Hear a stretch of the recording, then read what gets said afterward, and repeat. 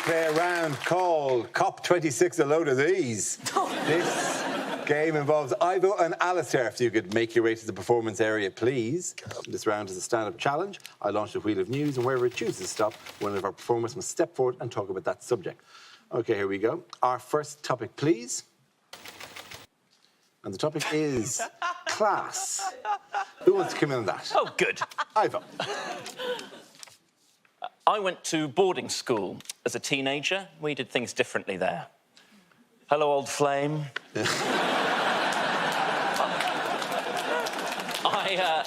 I studied for 5 years at Eton College. Not a popular school, but that's something I've mentioned in pretty much every stand-up bit I've ever done, because as our headmaster always said, you've just got to own these things.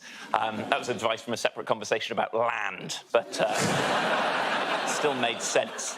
I've been trying desperately, despite the school's reputation, to rebrand myself as a sort of likeable Etonian, like the actor Eddie Redmayne, who feigned a disability for money. In the film The Theory of Everything. I've got no other evidence.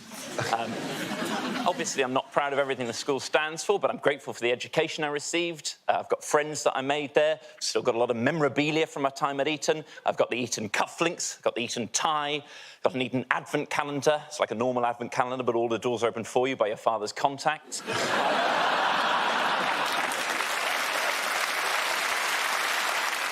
And even though I'm trying to move away from certain stereotypes, I'm aware I still completely inhabit them. I've never met Boris Johnson, for example, but 2 years ago, I did actually take part in a bowls tournament with his brother. That's a genuine anecdote from my life, not something created by a posh twat auto-generator. I played in a bowls tournament with some friends. I wasn't expecting his brother, Joe Johnson MP, to be there. I tried to defend this to a friend a couple of days later by saying, and I direct quote, I just didn't think it was going to be an especially posh bowls tournament. Probably the second most hateful thing I said in the chat after my friend said, what is bools anyway? And I said, oh, it's basically the same as pétanque. Always good to have this prick on hand if you want French translated into different French. Thank you very much. Well done, Ivo. Thank you very much. OK, that leaves us with Alistair. Let's see what your topic is. Let's spin the wheel. And it's emotions. I'm not great when it comes to expressing emotions. Now, I don't know if this is because I have Scottish ancestry. No way. Yes, way. I don't know if this is because I was actually raised a sassy Catholic. But I've looked at myself in the mirror, and I think the reason I'm bad at expressing emotions is I don't have eyebrows on my face. This is where they'd normally be on a human. And it's very difficult to express emotions without the basic facial equipment in situ. Oh, yeah, that's what's wrong with his face. Looks like someone put a wig on an egg. I don't know if I'd go that far. It's a troubling face. You know, I can't smile, really. My mouth is too little. If I want to smile, I have to deliberately raise my upper lip like a rusty medieval portcullis.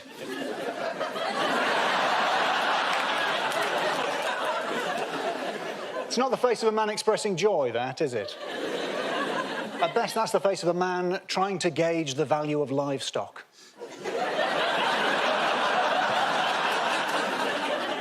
Yes, she's a fine beast and no mistake. I'll give you 14 guineas, but not a penny more. The only person in our house who's any good at expressing emotions is our hoover. Like, when we're hoovering together, oh, he loves that, but he does not like to be left alone. When we're together, it's like...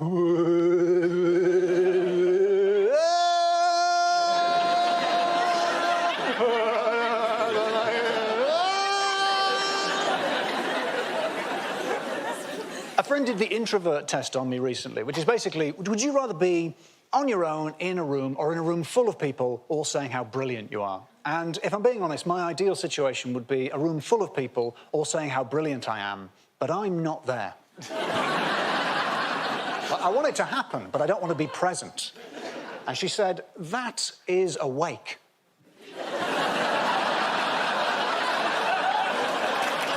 Thank you very much, Alistair. Well done. And points there to Alistair. Come on back. Now we play a round called Sleazy Come, Sleazy Go.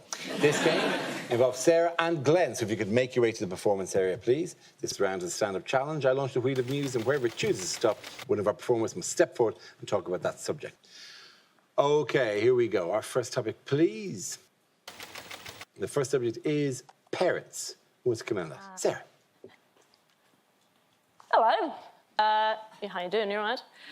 My mum and dad have been married for 40 years, which is insane, isn't it? It's incredible.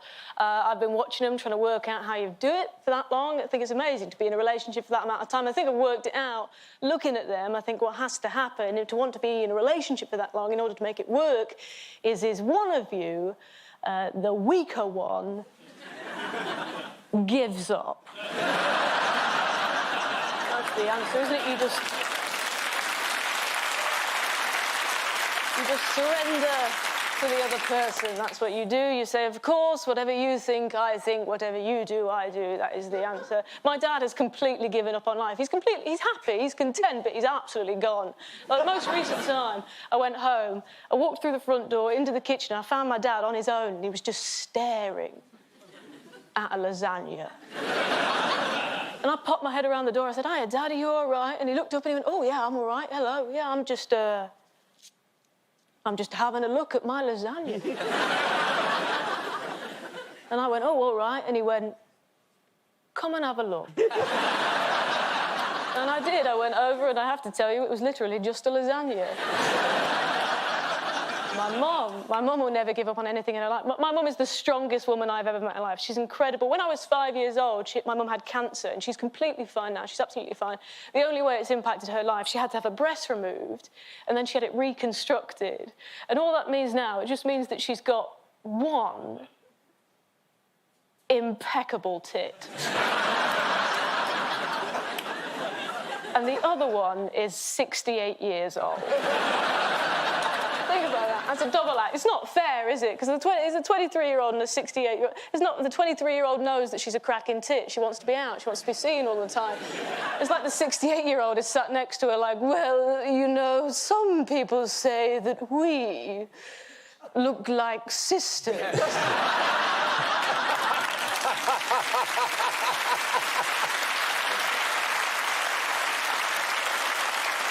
Thank you. Some of you might be worried about my mother there. She has actually she's seen me say that. She came to watch me do a performance. Then afterwards, I introduced her to somebody that she'd never met before, and the first thing she said was, go on then, guess which one's which. She's absolutely fine. Thank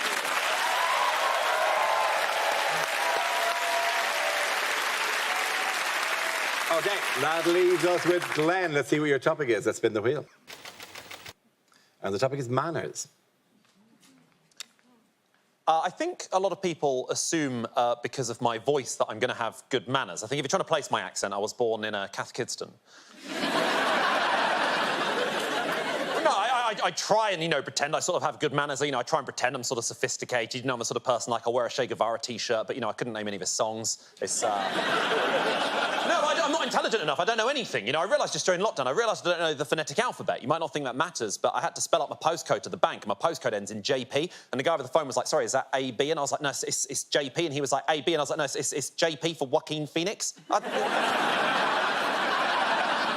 I feel embarrassed when I'm around people more intelligent than me, and I mean that real deep-rooted childhood embarrassment, like when you'd accidentally call your teacher Dad, instead of Daddy. I think that was the worst.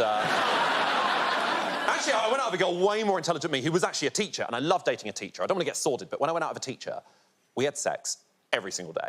And then we broke up, and then I dated a supply teacher, and we never had sex. She'd just wheel out a big telly, and we just watched porn. But she was horrible to me all the time. She'd criticise me. She wasn't polite at all. She'd always be like, Glenn, you're an idiot. Why haven't you tidied the flat? Glenn, you're an idiot. Why do you use all 10 fingers when you do air quotes? Yeah, whatever, Becky. I didn't know. She's horrible to me. She told me I've got a stupid name. I was like, my name's only Glenn Moore. What's wrong with that? And she was like, Glenn Moore, your name's basically just Field. How hard is it to just be polite to people? I don't understand how people are out there being rude to people all the time, just leaving a trail of emotional destruction in their wake like Thelma and Louise in that movie I can never remember the name of. I just don't understand. It's social etiquette. I love social etiquette. Start from the outside cutlery, work your way into the McFlurry spoon. I love everything about social etiquette. I couldn't believe how rude she was to me. It was just unnecessary. She took me out to this restaurant to break up with me. She was horrible to me all the time. And she told me she wanted to break up with me. She said I was too polite, too formal. And she said that to me right in the middle of Wagamother. Just... Thank you very much, Glenn Moore. At the end of that round, the points go to Sarah Keyword. Come on back. Now, we play a round called HS Too Fast, HS Too Furious. This game involves Jen and Ahar, so if you could make your way to the performance area, please. This round is a stand-up challenge. I launch the wheel of news, and wherever it chooses to stop, one of our performers must step forward and talk about that subject. OK, here we go. Let's spin the wheel for our first topic. The first topic is parenting. Who wants to come in that? Jen. Yes, I am a parent. I have twins with my partner. No, we're not solicitors. We are lesers. Just to be clear what our situation is, I am the non-biological mum and my girlfriend is the biological mum. And yes, that is how we refer to each other at home. Like we're boxes of detergent. She's personal, I'm Daz. That's just how we do it. Now, look, I don't know how everyone copes during lockdown, but I found it pretty difficult to create boundaries for our children during lockdown. It was tricky. And I think it was easier for my parents because when I was a kid, it was the 80s, and it was easy to create boundaries for your children in the 80s because if your kid was misbehaving, you just give them a slap. Yeah, no one judged you. People didn't judge you, society didn't judge you. In fact, if you were misbehaving in public as a kid, it was quite normal for people to look at you and go, why is no one hitting that kid? Sorry, is no one going to hit? Right, I'm going to hit it, right. And the parents would be like, oh, thanks, sweetheart, I've got my hands full. That was really It's got quite tense, hasn't it? I feel like there's a little bit of judgment there. No one judges you harsher than another woman, OK? No one, yeah? Because there's always one mum doing it better than you. She can't keep that to herself, you know. She can't keep it to herself. She's like, oh, I'm so sorry to hear your children aren't sleeping. Poor you. Oh, Johnny here. He's slept through since birth. Do you know what I think it is? I think it's something to do with the energy you give your children. I really believe that. And I think if you give your children positive energy, they really feed off that energy and they internalise it. And you know,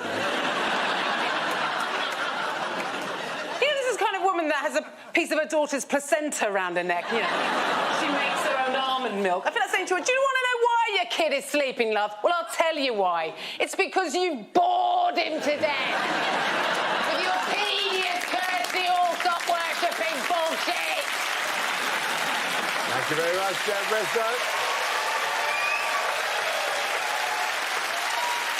OK, that leaves you with Ahar. Let's see what your topic is. Let's spin the wheel. It's home life. Where you go. So, at the beginning of 2020, I just started living alone for the first time. That was a good idea, wasn't it? I'll see friends in the evenings. It's fascinating living on your own. I recommend it. You learn a lot about your friends, about society, yourself, yeah? Well, the first thing you learn is that when you live on your own, no one interferes, but equally, no one checks. It's like, everything all right in there? It isn't. It's fascinating. You learn how much of your normality was only ever a performance for your flatmates. I clocked within about a fortnight that it was only the continued presence of either Will or Tom that meant that I didn't always have at least some cum on me. My cum, but still an awful look, you know?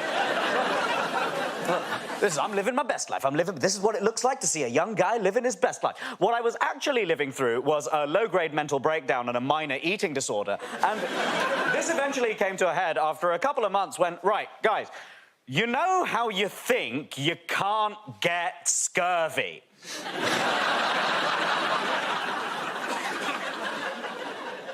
I am here to tell you that if for a period of, let's call it 2 months, very little passes your lips that is not gin or crisps, you can yourself begin to exhibit the telltale signs of scurvy.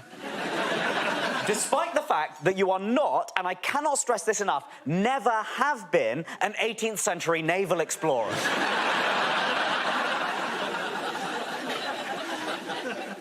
I'd have been fine if I just put lime in the gin. It's fine. I just started buying juice. How bad could it be if the cure's orange juice? But I'm not a doctor. I just look like I'd make an excellent one.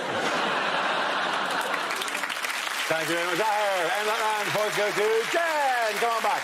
Now, we play a round called Omicron. Gotta catch 'em all. This game involves Johnny and Ahir, so if you could make your way to the performance area, please. This round is a stand-up challenge. I launch the wheel of news, and wherever it chooses to stop, one of our performers must step forward and talk about that subject. OK, here we go. Let's have our first topic, please. The first subject is the human body. Who wants to go in? Johnny. My name's Johnny. I'm quite a weird man. Got a bit of a messed up body, nothing too bad. Cleft lip, webbed toes, more nipples than is ideal. I've actually got something called popliteal pterygium syndrome. There's about 1 in 300,000 of us. So it's quite rare, just about 200 of us in the UK. Just about 20 of us in London now. Just sort of walking around amongst you, being weird. Do we have any others in? We never do. I quite like my body now, but there's a problem at school, like, because kids can be mean. I remember one day in RE, religious education, we were debating whether or not God exists. That was a bit, whether or not God exists, going sort of back and forth. I tuned out. I was pretty sure they weren't going to solve it. Then I got brought back into the room because I heard my name, and it turned out quite a pretty girl was trying to use me and my body to disprove the existence of God. Because, like, well, if God's all-knowing and all-powerful, then why would he create John? With his body and his nipples and everything. The worst thing about it, even the teacher was like, I do not have an answer to that question. When I was about 10, I was in a wheelchair for about 6 months. I quite enjoyed being in a wheelchair. It was good crack. I'd recommend it if you ever get the chance. But my parents, assuming I was hating it, right, it was like a nice, fun thing, organised me to go on a holiday camp designed for disabled people. But it was called Camp Courage. And it was crap. And the problem was, the people working there took it as their job to, like, raise our self-esteem and make us feel really good about ourselves. But the way they decided to do that, just by telling us we were brave, whatever we were doing. They'd be like, wow, that's so brave. Wow, that's so brave. I tell you from experience, guys, there are a few things worse than being told you're brave for continuing to exist. Like the main guy, he was a bellend. He was like 40, he was spotty, he had an earring, and the haircut of a man who refused to accept that in all probability his band weren't going to make it. And on the last night, we sort of sat around a campfire, it was sort of fine but crap, and he said, you know what I think is the bravest thing that you can do? It's to keep being the wonderful people that you are. But sometimes the bravest thing that you can do is to tell your camp organiser to piss off.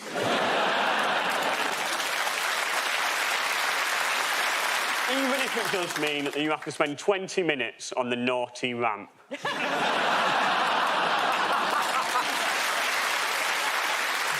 Thank you very much, Johnny. That leaves us with Ahir. Let's see what your topic is. Let's spin the wheel. And it's nationality.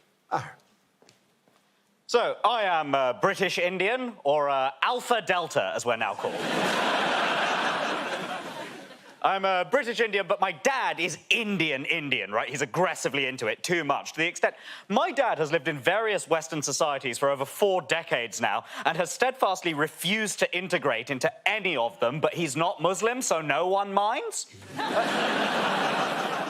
This is how little my dad's bothered to learn, right? When I was 8 years old, my dad ran downstairs with a piece of paper covered in my handwriting, and he took this paper and he thrust it towards my mother, and he said, Ulka, look at this poem that I found in little Ahir's room. Oh, he's a genius, writing poetry like this, aged only 8. He's a troubled boy, to be clear from the tone of the poem, but you read this poem, you tell me that our 8-year-old son isn't a genius. And my mother took this piece of paper, gave it a quick once-over, looked back at my dad and said, Vikram, these are the lyrics to Bohemian Rhapsody. The single most famous song that has ever been written in the English language. And my dad was like, well, it's English, why would I ever have bothered to learn that? He just said, Freddie Mercury's sort of Indian, and he was like, I'm immediately interested. But, in his patriotic fervour, my dad suggested that I apply to become something called an overseas citizen of India, an OCI. It's like a dual nationality thing, and I took him up on the suggestion, and I applied and I got it. I enjoy being British, but I've read the news and I can take a hint. Right? Well, I applied, and my favourite part of doing so was the online application form. This is where the paranoia of the Indian government met the bureaucracy of the Indian government, met the technological ineptitude of the Indian government. And it is the most fun I have ever had in normal browsing mode. They started off so innocuous. They were just like, first name Ahir, surname Shah. What are your mother and father's names? Vikram and Alka Shah. And where were they born? Was it Pakistan? What industry do you work in from this drop-down menu? And what is your annual income band? How often do you wear green?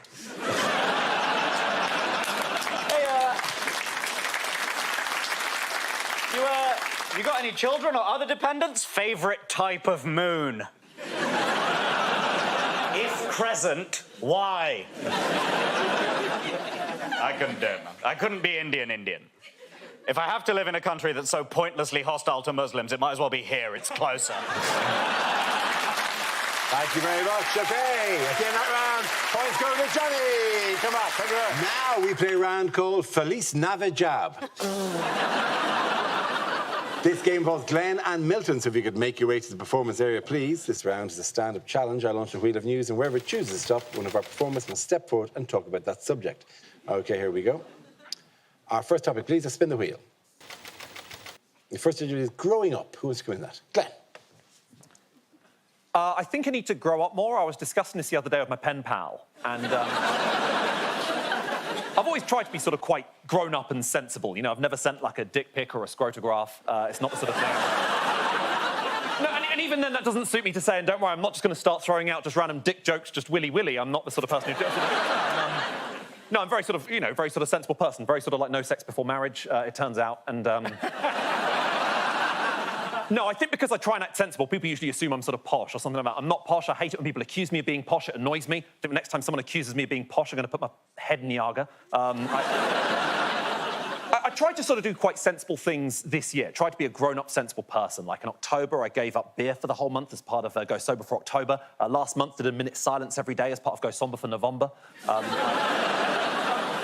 the beginning of this year, I fulfilled a lifelong dream. I finally went swimming with Dolph Lundgren. It was a real dream for me. No, I learned a lot this year. I learned that saying, oh, what, this old thing is not an appropriate way to introduce an elderly relative. No,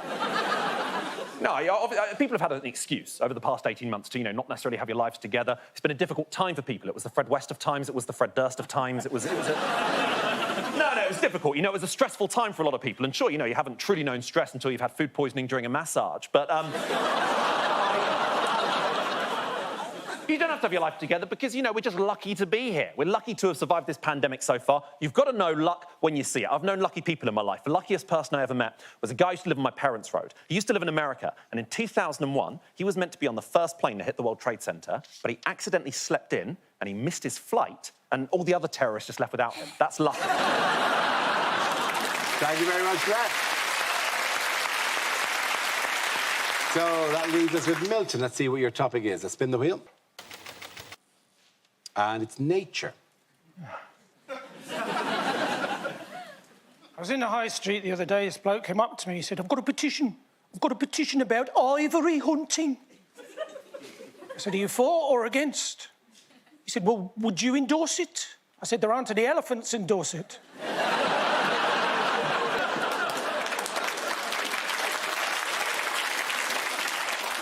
He said, you shouldn't joke about such things. I could put you in hospital. I looked him in the eye and I said, I was born in hospital. My uncle, he was one of the last people to have one of the old lead pacemakers. He died quite recently. Lovely man. We buried him. We buried him with a heavy heart. I tell you what's a dangerous insect is that hepatitis B.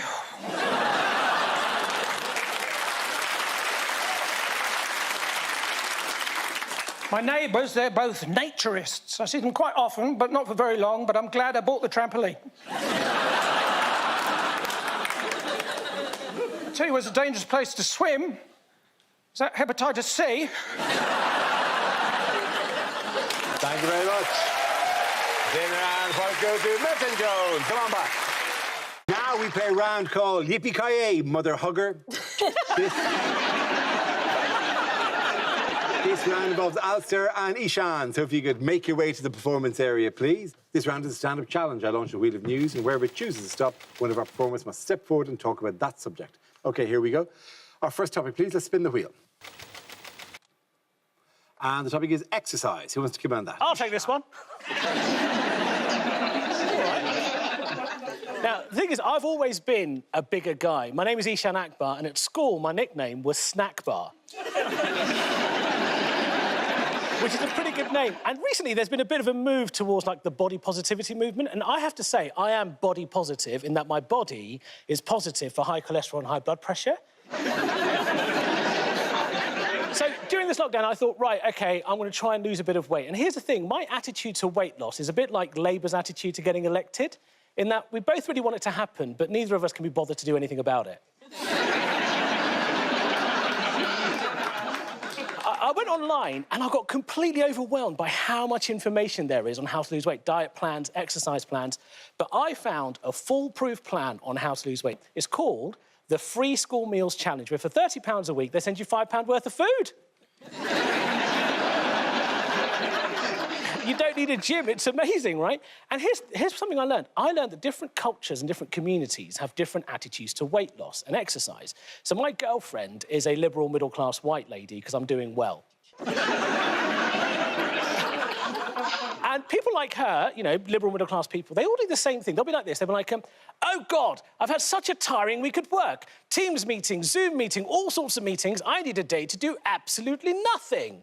And then, irrespective of the weather, you'll find a waterproof coat, find the nearest hill, walk up that hill, walk down that hill, and have some weak tea and weak soup at the end of it. Why?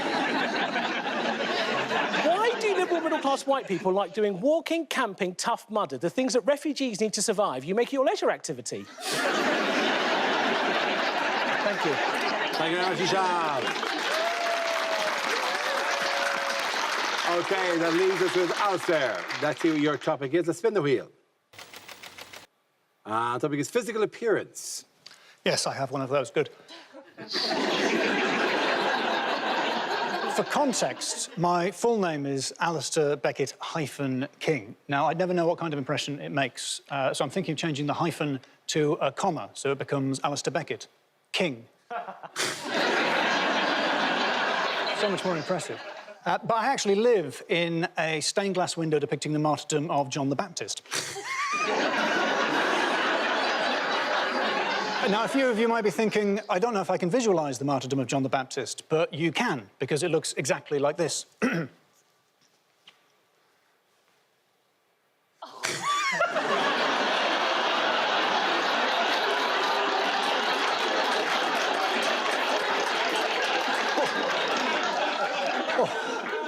That's right, I'm Britain's leading New Testament impersonator. Congratulations.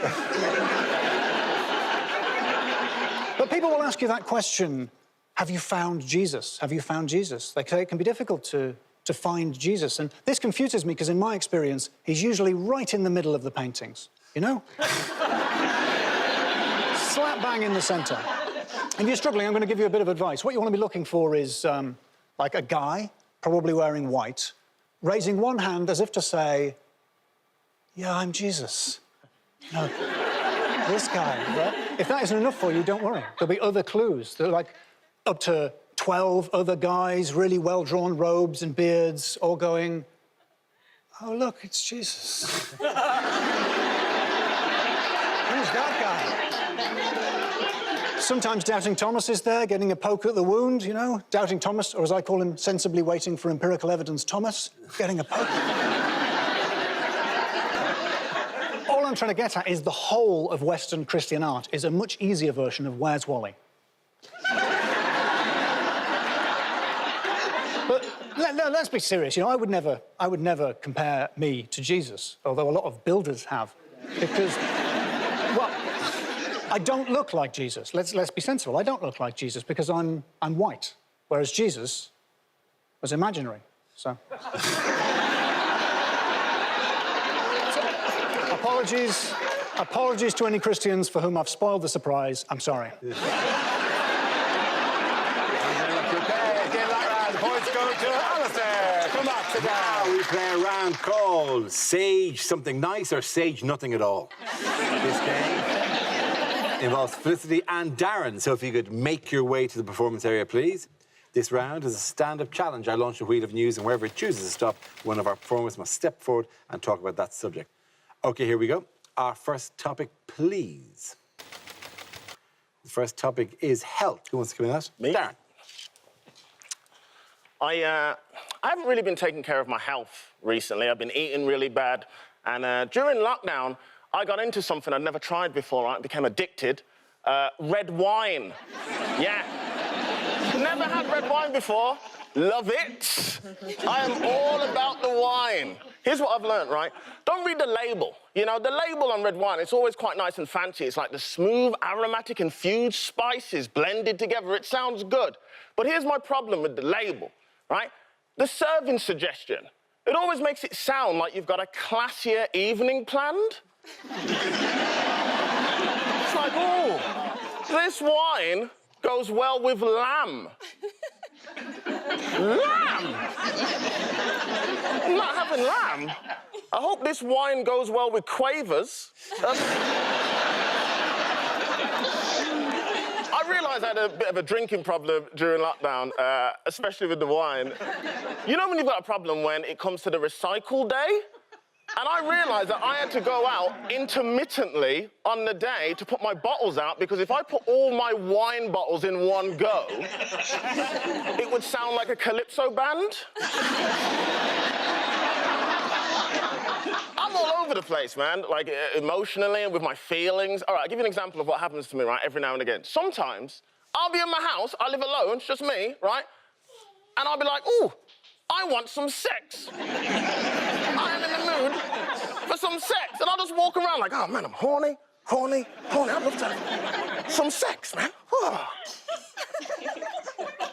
And then I'll go downstairs, make myself a sandwich, eat it, and I'll be like, yeah, that's what I needed. I was hungry, not horny. Thanks, guys. Thank you very much, Darren. OK, that leaves us with Felicity. Let's see what your topic is. Let's spin the wheel. And the topic is relationships. OK. I have been in 3 long-distance relationships. The last one ended, sadly, in marriage. If you haven't been in a long-distance relationship, it's a powerful combination of abstinence and poor Wi-Fi connection. And I don't care who says they're fine with it, it's humiliating masturbating while wearing a headset. Honestly, it's... Just looking at each other, you're like, I think he's going to orgasm or land a plane. I don't know. Please don't tell me you're doing this from an internet cafe. And... You know, everyone's on Zoom now. You know, it used to be Skype, rest in peace. But when I Skyped, it would always freeze on the ugliest face I could possibly pull. Like, at least with FaceTime, the screen goes a little bit blurry and the words come up, and just nicely it just says, you have poor connectivity. You know? And what that meant was, just do something about your face, yeah? That's why it's called FaceTime. It's time to sort this out, yeah? Not Skype. Skype's like, you're a dog, here's proof. Or I don't know if you ever had this, sometimes it would freeze and then repeat the last half second of action, so your face would be down in the corner going, have-a-da, have-a-da, have-a-da, have-a-da, have-a-da. Someone's looking at you going, giggity, giggity, giggity, giggity, giggity. Just 2 people being maniacs at each other. Thank you. Lovely stuff. Well done. Very good. Points there go to Darren. Come on back. Thank you. Now we play a round called Pfizer Chiefs. This game... involves Angela and Robin. So if you could make your way to the performance area, please. This round is a stand-up challenge. I launch a wheel of news, and wherever it chooses to stop, one of our performers must step forward and talk about that subject. OK, here we go. Our first topic, please. The first subject is masculinity. Who wants to come in that? Robin. It's a lovely picture of me. I come from Wales, which is a very masculine part of the world, I feel. My dad is a very masculine man. He's a beautiful man, very blunt, though. Before I did stand-up, I'd never been in a relationship before, and I said to my dad, Dad, I'm thinking of doing stand-up.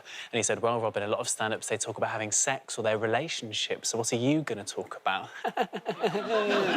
Piss off, Dad. Talk about mum's affair, that's what I'll talk about.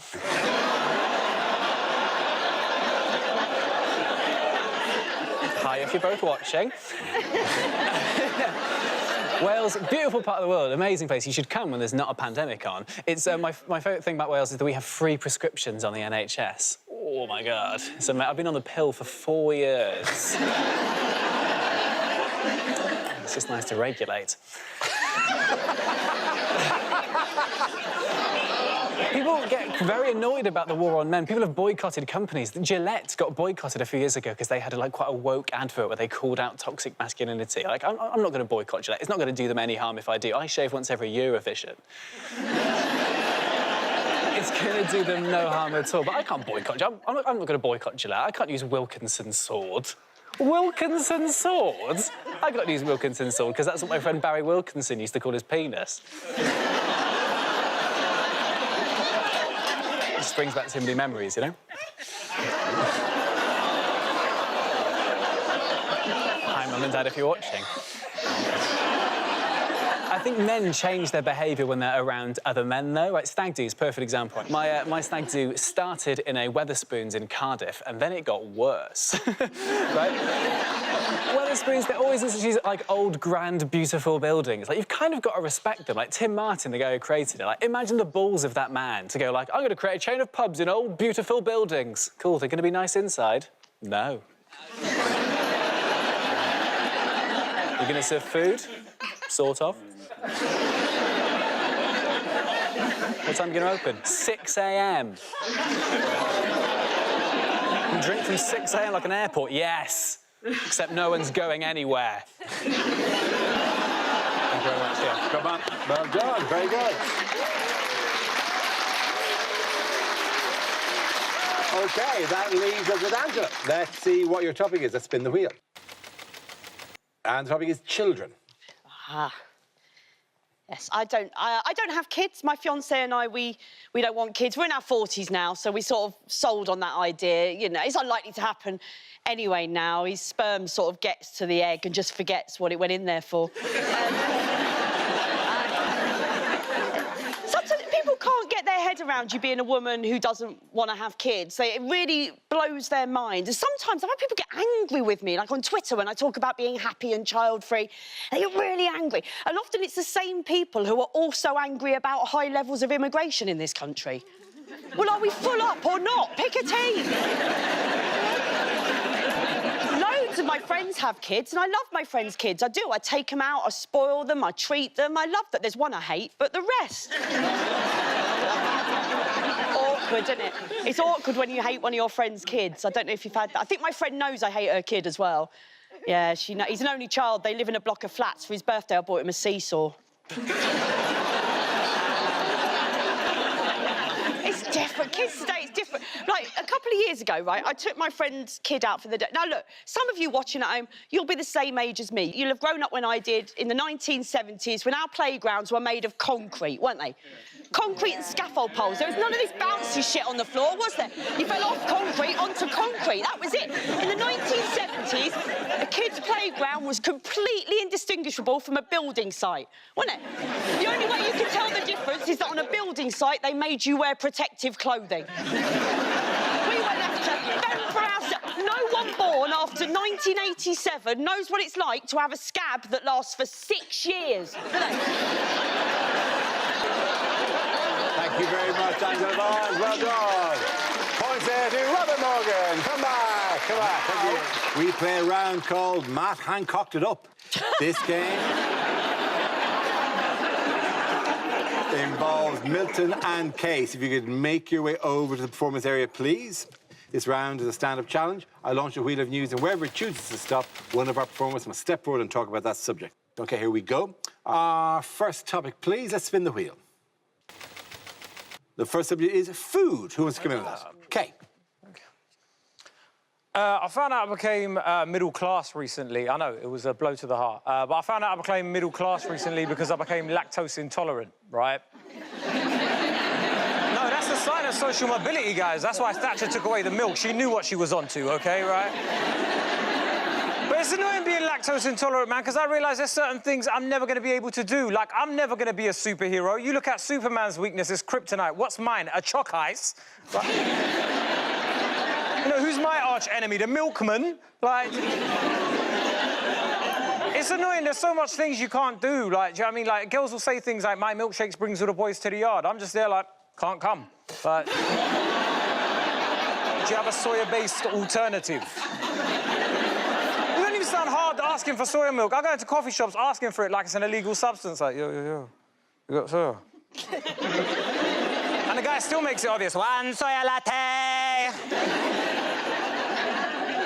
It's funny, though, how some foods have, like, class attached to it now. Like, people always bring up hummus and falafel, which to me is very weird because I'm from the Middle East, and in the Middle East, hummus and falafel is just street food, which begs the question, is the same thing going on over there? Like, you know, downtown Dubai, Mohammed and Ahmed, they're looking for something new to eat. He's got, oh, I've got a new delicacy, you're going to love it. What is it? Shepherd's pie. Do you know what I mean? Fatima and Layla walking around Beirut, you know, I've got some new classy establishment we can go to. What is it? Gregors. Well done, Kay. Thank you very much. That leaves us with Milton. Let's see what your topic is. Let's spin the wheel. And the topic is danger.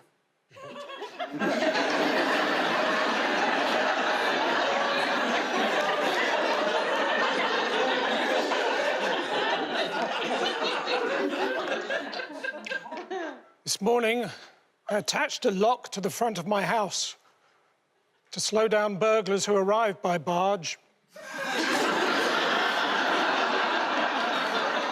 What if the threat of diabetes combines with Islamic extremism in a new terror group called Chalk ISIS?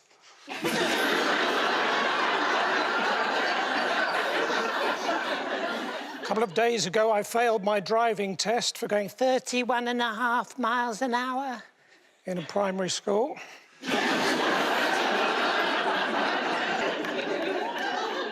My uncle, he had a camera inserted internally, but he was annoying the wedding photographer.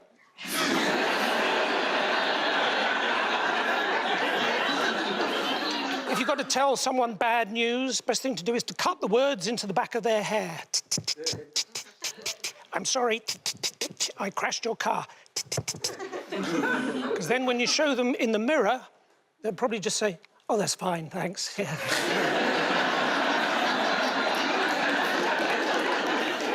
And if you get into a fight with someone, hit them as hard as you can straight away. Although I now know with hindsight that when my grandmother said, do you want to take this outside, she was talking about my bike. Well done, thank you very much. Points there go to Milton Jones. Come on, both of you. Now we play a round called AstraZeneca, baby. This game involves Laura and Alistair. So if you could make your way to the performance area, please. This round is a stand-up challenge. I launched a wheel of news, and wherever it chooses to stop, one of our performers must step forward and talk about that subject. OK, here we go. Our first topic, please. Let's spin the wheel. The first topic is shopping. Who wants to come in on that? Laura. I fully hate shopping, and I've had to do quite a lot of it because of all the weight I've put on through the... I mean, who could have foreseen that being completely stationary with only access to supermarkets would have had this effect on my body? But here's the thing, though. I got called a bad feminist for wanting to lose my lockdown weight. My mate told me I was a bad feminist for it, and I was like, oh, sorry, babe, I didn't realise. Like, let me know. So for every stone I shed, how many women lose the vote? Didn't know it worked that way, you know. But she said I was a bad feminist, and I was like, oh, OK, why? And she said, well, it's the patriarchy, isn't it? The patriarchy makes you not like your body. And I was like, well, don't get me wrong, sweetheart. Like, I love blaming men for stuff. It's... But in the case of what I look like, I don't remember a load of blokes coming round and making me biscuits. And then she said I was being willfully silly, and I was like, yes, that sounds like me. And she said, no, it's the patriarchy. It makes you not like your body because you've got unrealistic body standards. And I was like, well, actually, babe, I think you're second-guessing me there. Like, don't get me wrong, I don't think anybody should have to lose weight. But if we're going to be body positive, that's got to go both ways. And, like, in the case of me not liking my body, it's not that I don't like my body because I don't look like a supermodel. It's that I don't like my body because I can't walk to the shop in a dress in weather over 22 degrees without my thighs bleeding.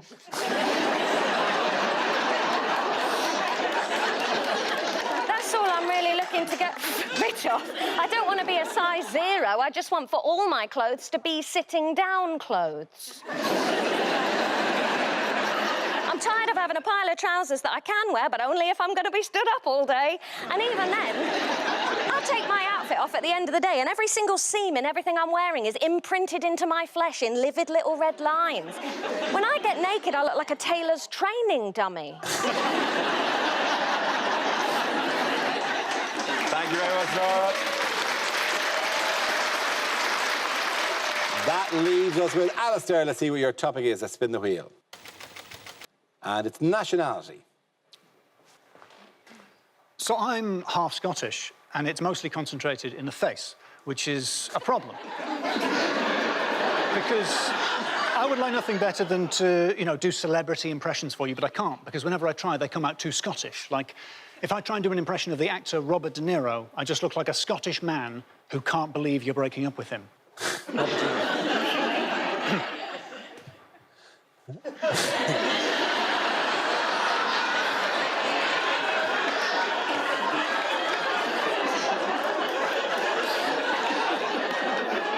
I love you. You're my world. How could you do this to me? You hear it. It's subtly Scottish. But, of course, red hair is going extinct. I don't know if you've heard this. I read it in the newspaper. Apparently, red-headed people are going extinct because of climate change. And, like, wow. Yeah, I thought it was because nobody was having sex with us. Apparently, it's climate change. It is climate change, apparently.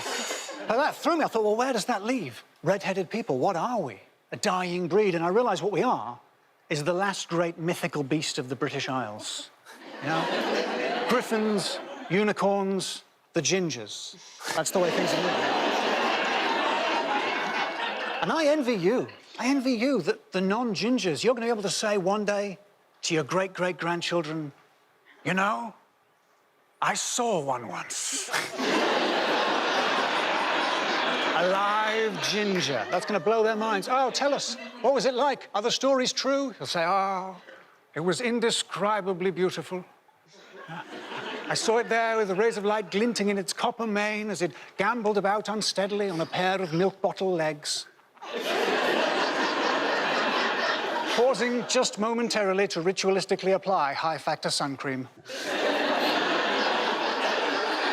And then, children, it looked up at me and our eyes met, and we shared a magical moment.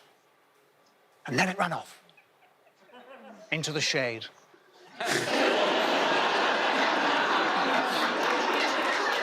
And I shouted, ginger pubes! You have ginger pubes!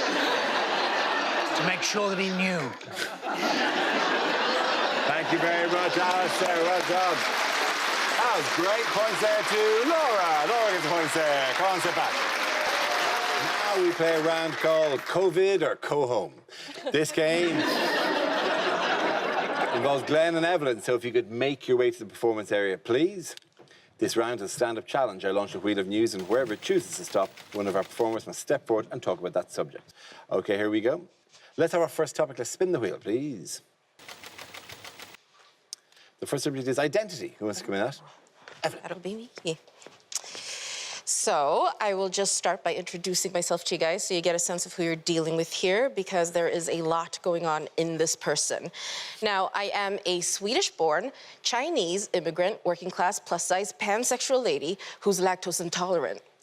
So, as you can tell, my cup just overfloweth with identity. And I find that it's a cup that no Brit wants to drink out of. Because you guys get confused by me. Anywhere I go, really, people can't place me. In Sweden, they presume I only speak English. In England, they think that I only speak Chinese. And as a Chinese girl, my relatives are super surprised I'm still alive.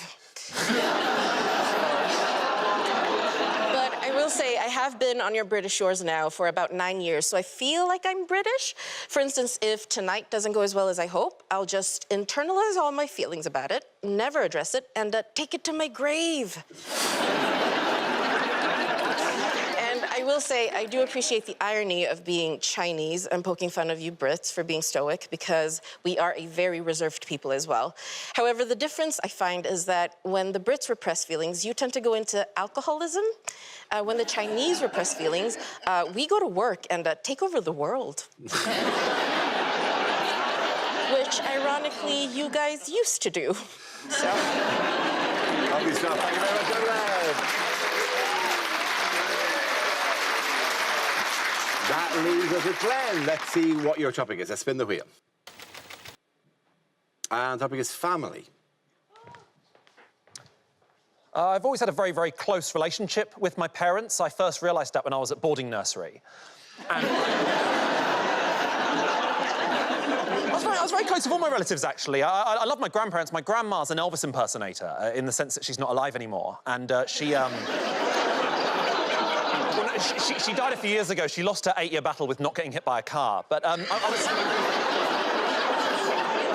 had close talks with all of my relatives. I remember when I was 15 years old, my uncle sat me down to have the talk, but it turns out I didn't know what sex was either. Like, I like going to visit my parents, you know? Sometimes it's nice to visit your parents because it's nice to remind yourself of what loo roll is meant to feel like. I don't know where parents get their loo roll from. The towel section at John Lewis, it's got like a tog to it, so it's like trying to flush a duvet. It's excellent. I like going to visit my parents, but the only thing I don't like is how remote their village is. It's an area so remote that the last time I was there, I got a pop-up on my laptop saying, click here for pictures of lonely singles in your area, and I clicked on it, and it was just pictures of me. No, it's so remote. Basically, my parents live in a village that's got no phone signal, no radio signal, and some internet, which, as we all know, is significantly worse than no internet. Because at my parents' house, I can get no internet reception in my bedroom, but I can get perfect internet reception in the airing cupboard just across the shitting hallway. So if ever I wanted to load up some sort of mature content, I've got to load it up on my laptop, then I've got to take it to stream in the airing cupboard for 10 minutes, like some sort of porn microwave. Take it back to my bedroom again. You can guarantee halfway through a video it suddenly starts buffering again, so I've got to take it back to sexy Narnia. Trying to hop across the corridor with my trousers around my ankles. I can guarantee that's when my parents catch me in the act as well, so I look like the Pixar lamp. It's a nightmare situation to be in. Thank you very, very much. Well done. Points there for Glenn. Well done. Both of you come back.